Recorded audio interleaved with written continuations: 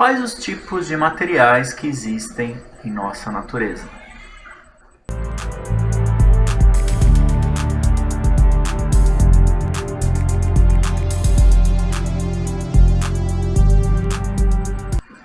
Olá, ilustríssimos e ilustríssimas seres humanos, bem-vindos à aula de Química 2, a aula de Química da segunda série do ensino médio. Eu sou Leandro Guzmão, seu professor, novo professor, e hoje, nesse primeiro momento em que nós estamos tendo essa conversa, eu decidi falar um pouco sobre ciência dos materiais, sobre os tipos de materiais e sobre qual que é a diferença química entre os diversos tipos de materiais que nós temos, ok? Eu sempre vou gravar alguns vídeos desse tipo. É claro que aqui já está no final do ano, né? Começando aí o quarto bimestre, então não vai ter muito vídeo, mas talvez uns 3 ou 4. E também uma atividadezinha para vocês fazerem aqui, para que nós possamos recuperar aqueles que não conseguiram, não puderam entregar atividades durante o ano letivo, ok? Então, vamos aqui falar sobre materiais, que é um assunto da química que eu adoro, que eu sou da área de materiais.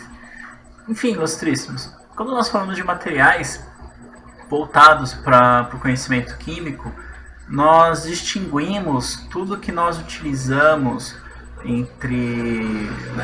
do nosso mundo, tudo que nós utilizamos de recursos da natureza para criar as nossas ferramentas, nossos dispositivos e nossos equipamentos. Nós normalmente separamos os materiais em 4 tipos, conforme a gente vai acompanhar aqui na luzinha. Então, o tipo mais comum, o tipo mais legal, que eu acho, que são os metais. O que são os metais? São aqueles materiais cujos átomos, as moléculas, compartilham entre si uma ligação metálica. Então, a característica principal dos metais é a ligação química do tipo metálica. Só relembrando como que é essa ligação. Quando eu tenho, por exemplo, aqui 2 átomos de ferro, eu tenho aqui os seus elétrons que não pertencem a nenhum tipo de átomo, não pertencem, né? Talvez seja até melhor representar assim os átomos como bolinhas, porque os elétrons na ligação metálica, eles não pertencem a nenhum átomo específico. Eles ficam circulando aqui entre todos os átomos. É um elétron que ele é livre para se deslocar durante todo a superfície do material. É por isso que os materiais metálicos conduzem eletricidade. É por isso que os materiais metálicos conduzem calor, graças a essa liberdade dos elétrons na sua rede. Ok? Então esses são os nossos queridos metais.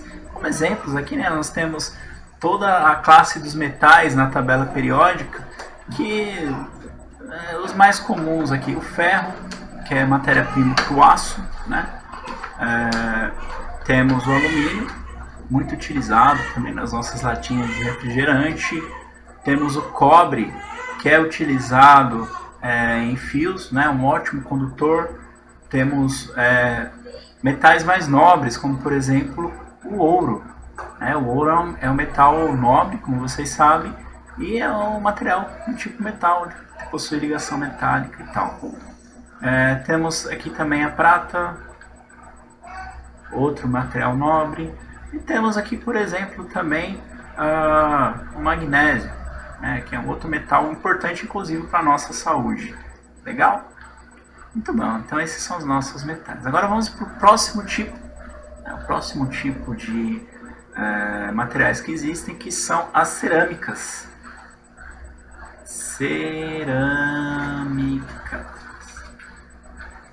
As cerâmicas, elas são materiais que são muito diversos, é muito difícil ter uma definição para cerâmica.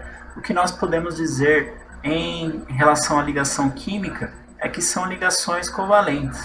Então, em sua maioria são ligações...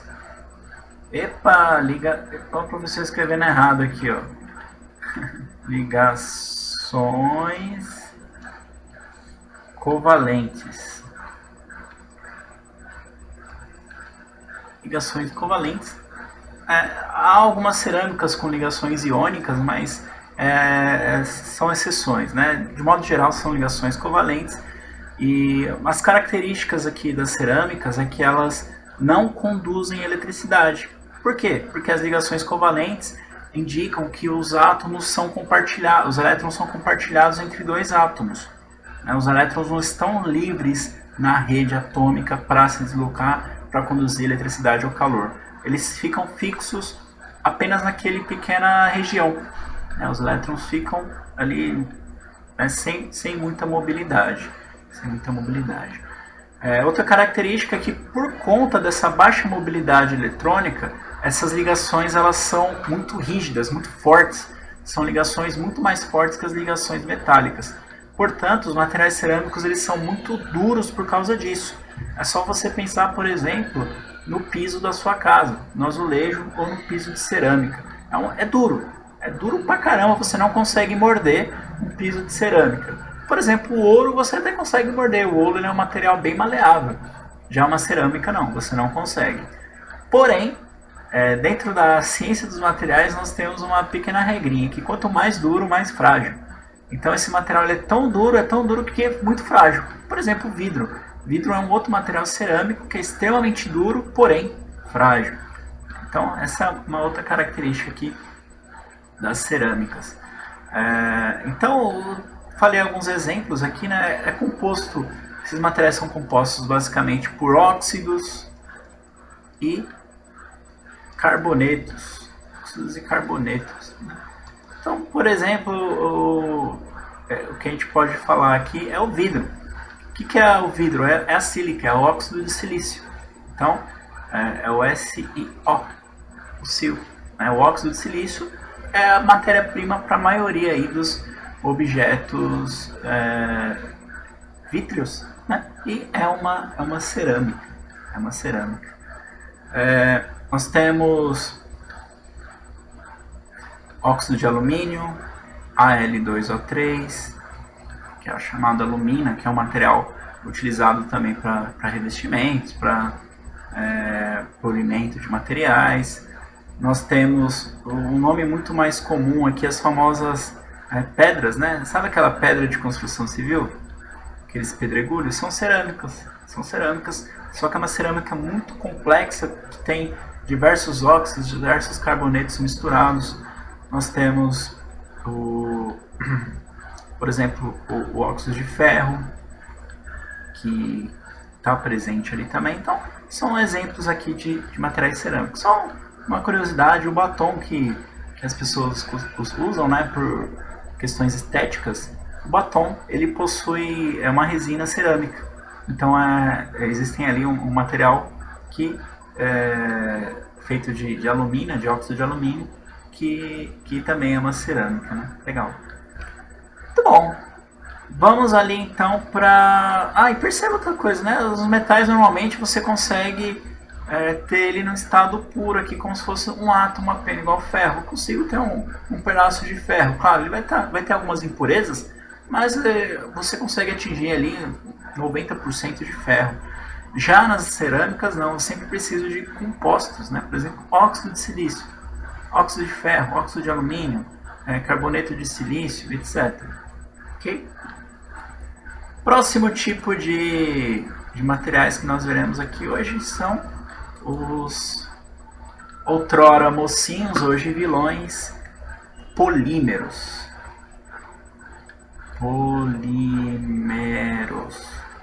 Polímeros, né? Então, os polímeros são materiais que são orgânicos, né?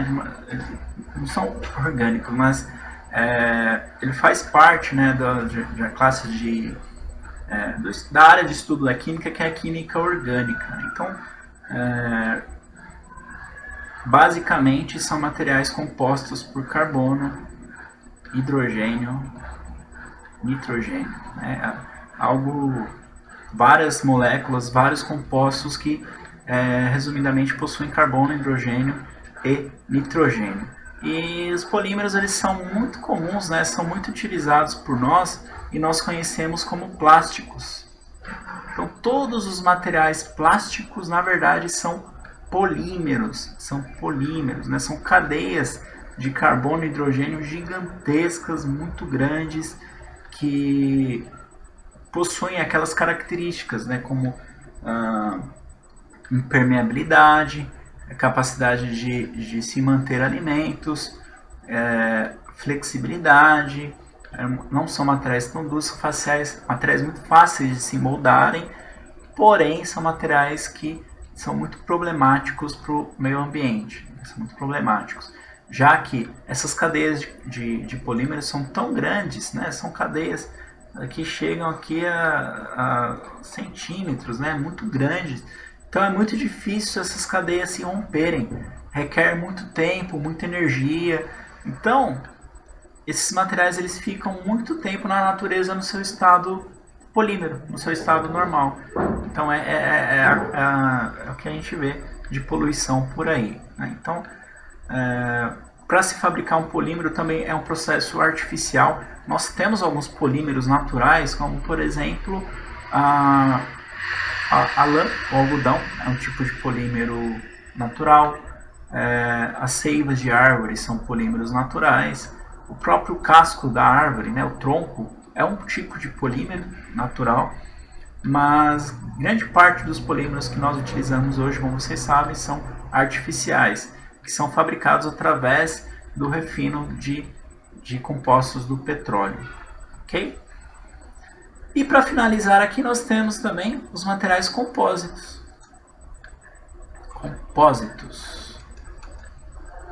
Que são, na verdade, os compósitos são a união entre metais, cerâmicas e polímeros.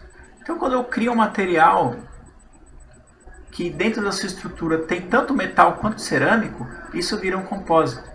Um grande exemplo são as caixas d'água, né? A caixa d'água é um material compósito, fuselagem de algumas aeronaves são materiais compósitos, por isso são tão leves e tão resistentes, né?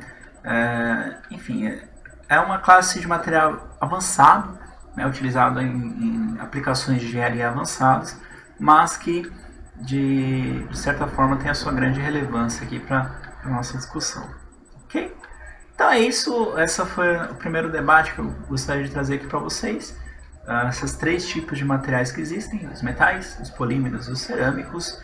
Espero que tenham gostado. Qualquer dúvida, entre em contato comigo, tanto lá no grupo do WhatsApp, quanto no meu e-mail que eu lá disponibilizei. Vou deixar aqui também a recomendação para fazer uma pequena atividade de fixação sobre esse tema. E é isso. Nos veremos no próximo vídeo, na próxima aula. Espero que todos tenham uma ótima semana. Fiquem bem, sonhem com os anjinhos ou com aquilo que vocês quiserem. Usem máscara, saiam de casa só se possível, só se necessário. Um abraço e até a próxima aula. Tchau, tchau.